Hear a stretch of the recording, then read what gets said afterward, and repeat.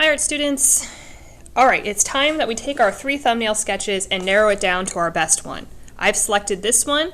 How do you know which is your best one? The one that has the most visual interest and the one that is most evenly balanced between positive and negative space. If you need me to take a look at your sketches, I'd be happy to do that. Otherwise, I'll let it up to you to make the decision as to which one is the most successful. Once you've done that, it's time to get some of this scratch art paper.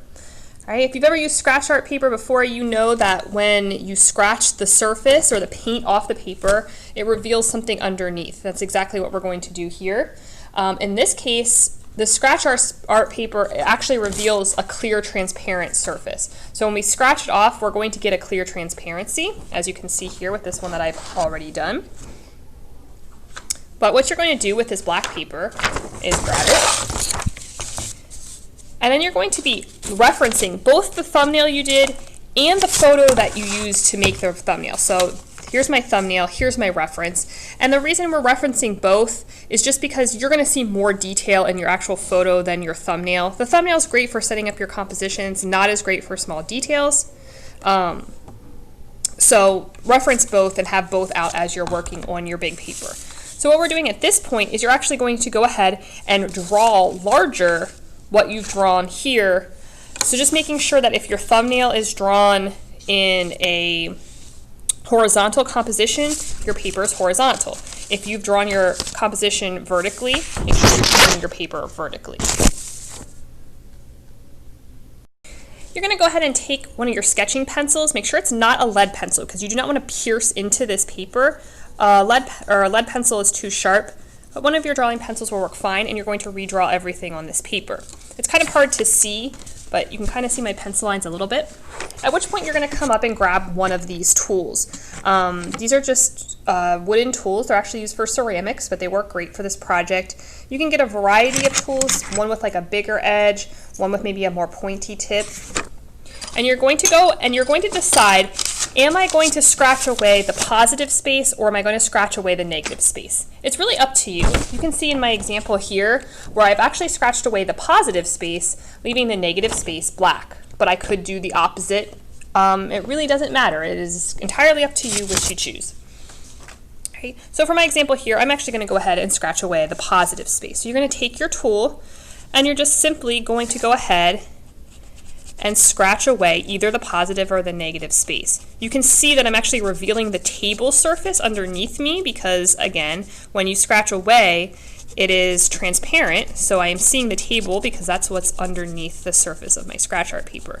Okay? And you're going to go ahead and you're going to scratch away all of the positive or all of the negative space. Right? As you're doing this, you're going to find that like little black pieces are kind of left behind. If you kind of get in there, you can get everything. It can be nice and clean.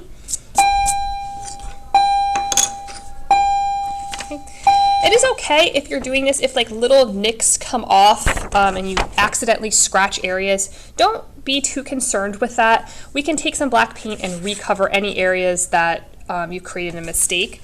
Be aware that it is difficult to erase on this paper.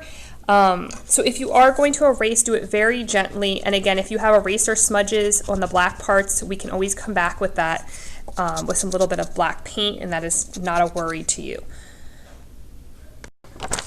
Okay. When you're completely finished, you're going to have all of your positive or all of your negative space scratched away, and you're just going to reveal something that looks like this, where I can actually see whatever I lay under it underneath. Let me show you some examples of where we're actually going to go with this in the future. Today, all you really want to do is get your drawing transferred and then either finish or start the scratching process. I'm going to show you some samples from my last period class. Okay, we're actually going to lay your drawing over top of another piece of artwork that you're going to create next week. And you'll have more information about that later. So here's an example of one that's finished. Here's another example. You can see how students used different materials to create their art. Here's another really great example.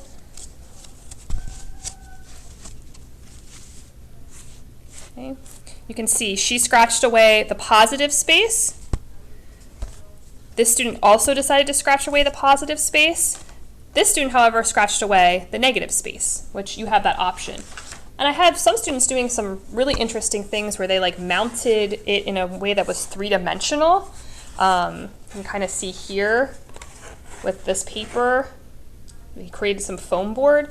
So really, you have a lot of options, and we'll get into what is actually going to go behind your drawing on Tuesday.